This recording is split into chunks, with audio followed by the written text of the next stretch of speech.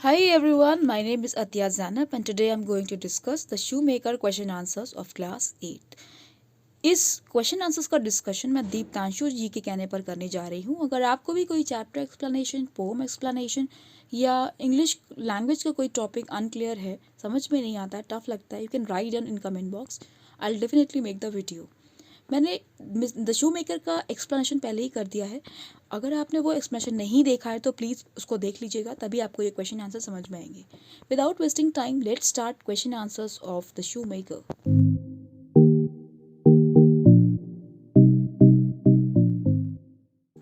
First question आपका MCQ का है। सबसे पहला पार्ट है, there was an air of dash around the shoemaker. ये बात तब की हो रही है जब शूमेकर की एंट्री दिखाई जा रही है सबसे पहले पैराग्राफ में कि शूमेकर के आसपास का जो एटमॉस्फेयर था वो कैसा था। उसको बड़ी परेशानी फील हो रही थी। क्यों? क्योंकि वो बहुत सालों बाद जेल से निकला था। कौन? शूमेकर। तो यहाँ पे सही आंसर होगा एंग्जाइटी। एंग्जाइटी मतलब होता है परेशानी, ओके, चिंता।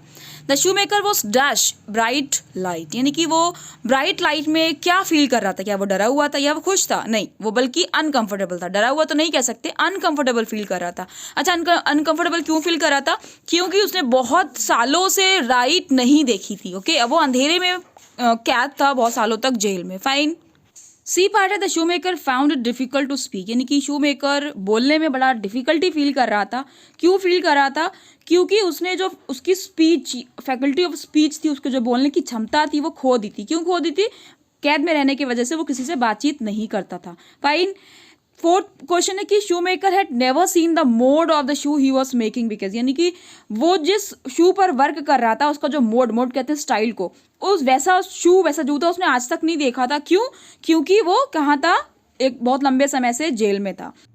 लास्ट पार्ट जो पूछा गया है, shut out the site of him. Him use हुआ है शूमेकर के लिए, और ये जो लाइन यूज हो रही है उसकी बेटी के लिए यूज हुई है। उसकी बेटी के लिए बोला गया है कि उसकी बेटी अपने फादर के इस साइड को देखना पसंद नहीं कर रही थी। तो hating the site of him, क्यों नहीं पसंद कर रही थी? बिकॉज वो देख रही थी उसके पापा बिल्कुल क्रेजी लग रहे हैं, मैड लग रहे हैं। फाइन, तो इसका मतलब आपको समझ में आ गया होगा। अब हम बात करते हैं कुछ एक्सट्रैक्ट क्वेश्चन आंसर्स की। पहला क्वेश्चन इसमें यह है, I can't say that I mean to, I suppose so, I don't no.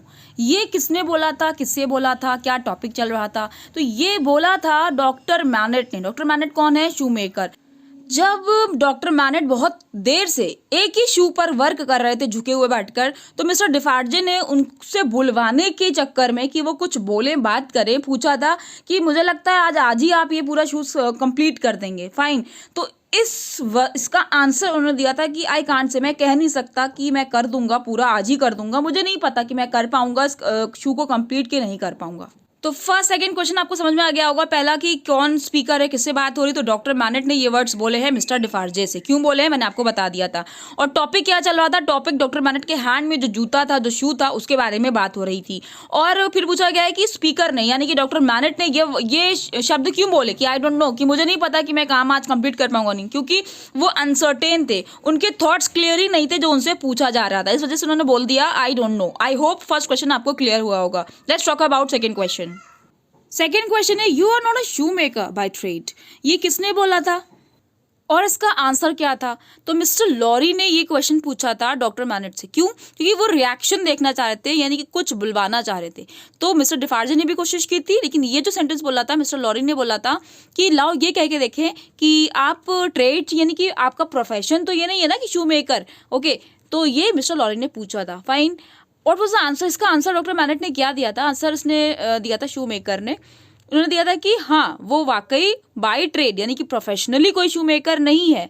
और फिर सी क्वेश्चन पूछा गया है, how had the person been spoken to learn the trade. यहाँ पे पर्सन किसके लिए आया? डॉक्टर मैनेट के लिए। डॉक्टर मैनेट ने क्या बोला कि उन्होंने किस तरीके से ये ट्रेड सीखा था? तो उन्होंने सीखा था कहाँ पर? जेल में ये शू मेकिंग सीखा था। आई होप ये क्वेश्चन भी आपको क्लियर होगा। Let's talk about third question. I have unquestionably seen for a single moment the face that I once knew so well। ये बोला था डॉक्टर मैनेट की बेटी ने।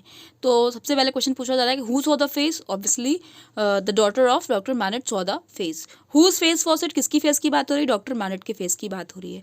अच्छा, फिर कह रहे हैं कि जो स्पीकर है, यानी कि डॉक्टर मैनेट की बेटी, जो कि अपने फादर की तरफ आगे बढ़ रही थी, वो कुछ ही मोमेंट तक अपने फादर का फेस क्यों देख पाई? क्योंकि उनके जो फादर थे, डॉक्टर मैनेट जो थे, वो अपना चेहरा जब उठा रहे थे फौरन नीचे कर ले रहे थे, क्योंकि वो शू मेकिंग में लगे हुए थे। तो ये इसका आंसर हो गया।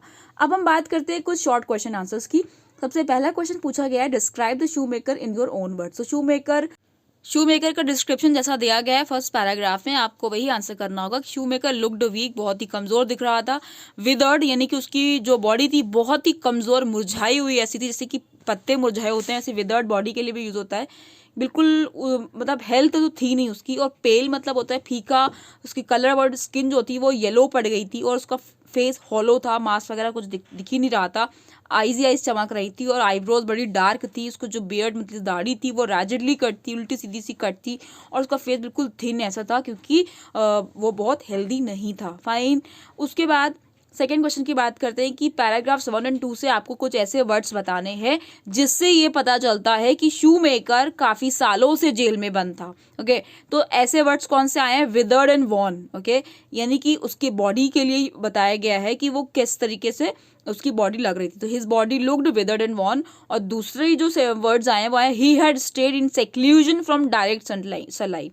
सेक्लूजन मतलब कहते हैं कि अलग होकर रहना, यानी कि डायरेक्ट सनलाइट से उसको सेक्लूजन यानी कि अलग कर दिया गया था। ये पैराग्राफ में ये 2 वर्ड्स आए हैं जो आपसे पूछे गए थे। आई होप आपको ये क्वेश्चन भी क्लियर हो गया हो। Let's discuss third question.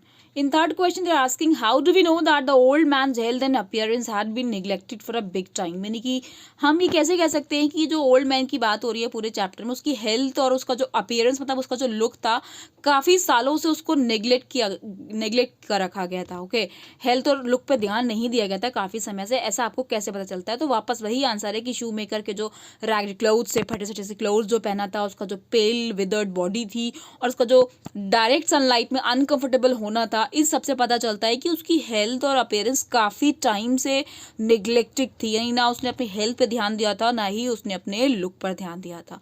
Fine, let's talk about question number 4।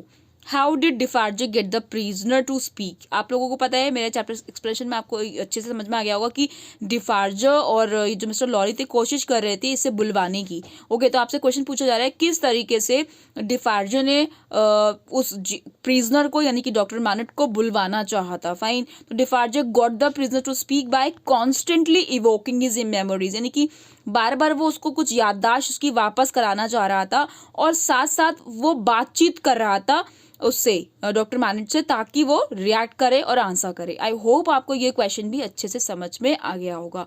Let's talk about question number 5। Why wasn't the girl afraid of the shoe maker? Girl किसके लिए यूज हो रहा है? डॉक्टर मैनेट की बेटी के लिए। तो वो इसलिए नहीं डरी हुई थी क्योंकि उसको पता था कि ये उसके फादर हैं। भले ही देखने में डरावने से लग रहे हो, पागल लग रहे हो, और देखने में लग रहा हो कि कहीं मुझ पे हमला ना कर दे, लेकिन फिर भी वो डरी हुई नहीं थी क्योंकि वो उनको पहले से जानती थी और वो उसके फादर थे, तो उसके साथ कंफर्टेबल फील कर रही थी। तो ये हो गया आपका answer number 5। Moving to question number 6। What could be the relationship between the young lady and the shoemaker? Did he recognize her? अब देखिए, आपका जो चैप्टर है इतना ज़्यादा शूमेकर, उसमें कहीं भी नहीं बताया गया है कि ये जो लड़की देखने आई है वो उसकी बेटी है। ना ये बताया गया है कि ये जो शूमेकर है या ओल्ड मैन है ये उसका फादर है। नहीं बताया गया आपको। ये तो मैंने आपको बैकग्राउंड दिया था नॉवेल का, तभी आपको समझ में आ रहा था। लेकिन आपसे तभी क्वेश्चन पूछा गया है कि जो डिस्कशन दिया गया है और जो मतलब मुलाकात दी गई है, इसको देख के आपको क्या लगता है कि यंग लेडी और शू मेकर में क्या रिश्ता होगा? तो आंसर आप लिखोगे कि young lady was his daughter, young lady उसकी डॉटर थी। और did he recognise her? How can you say कि ही रिकग्नाइज हर? तो जो रिएक्शन शूमेकर का था कि उसने एडवर्सली मतलब कि ऑपोजिट कोई बिहेवियर नहीं किया, रिएक्शन नहीं दिया, अपनी बेटी को उठा के मार नहीं दिया, फाइन, बड़ा अच्छे से उसके साथ रहा।